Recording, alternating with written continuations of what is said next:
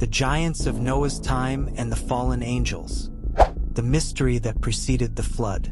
Long before the ark rested on the mountains, before the waters covered valleys and cities, there was a forgotten time, shrouded in shadow and silence, a time when heaven and earth seemed to walk side by side, and the impossible was reality. The scriptures tell us that, in the days before the flood, there were giants on the earth.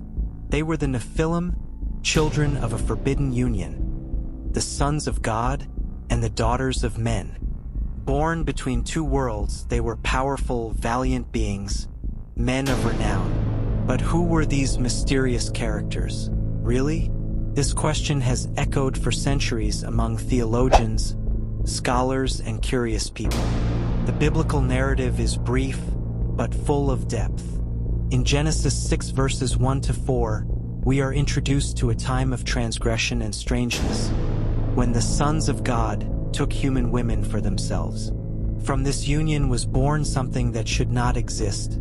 Hybrid creatures, gigantic, violent, and, for many, doomed. The oldest and most mysterious interpretation claims that the sons of God were fallen angels, celestial beings who descended to earth in rebellion against God's will.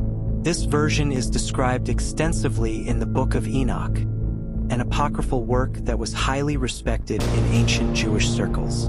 According to Enoch, a group of 200 angels, called the Watchers, descended to Mount Hermon. Fascinated by the beauty of human women, they made a pact and took wives. Their children were giants of immense strength, but also of insatiable hunger and increasing cruelty. These Nephilim consumed everything. They corrupted men. They devoured creatures. They brought chaos to creation. In the face of this, God saw that evil was spreading like poison. Humanity had crossed a sacred boundary.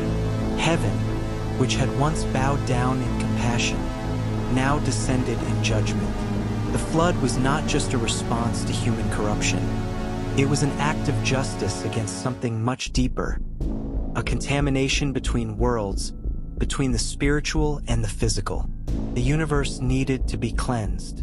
But this is not the only interpretation. Over the centuries, many scholars have adopted a more symbolic view.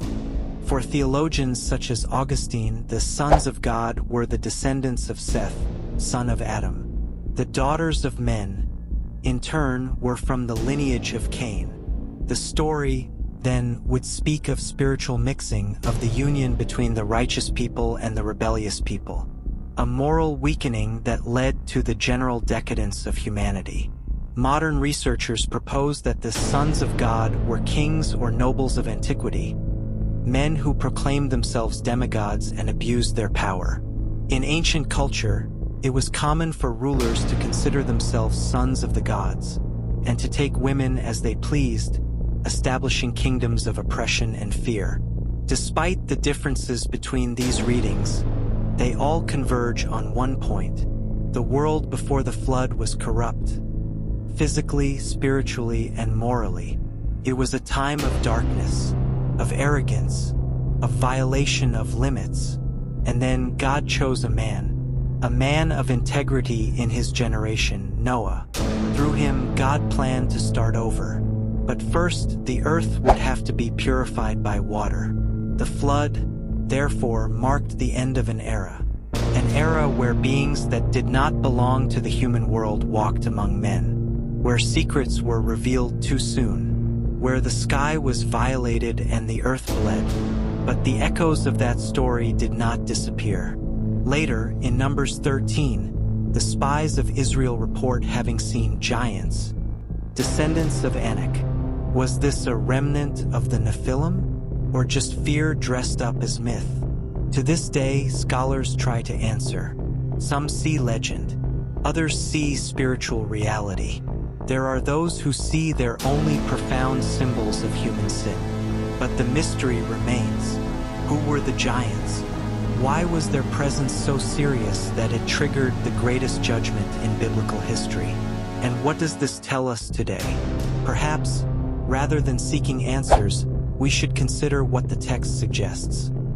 that there are sacred boundaries between heaven and earth, that creation has an order, and that transgressing it has a price, and that even when the world seems lost, God preserves a remnant, someone with whom to begin again. The giants of old have fallen into oblivion, but the God who judged them still remains, and his voice, soft but firm, continues to remind us, not all that glitters comes from above, and not all power is pure.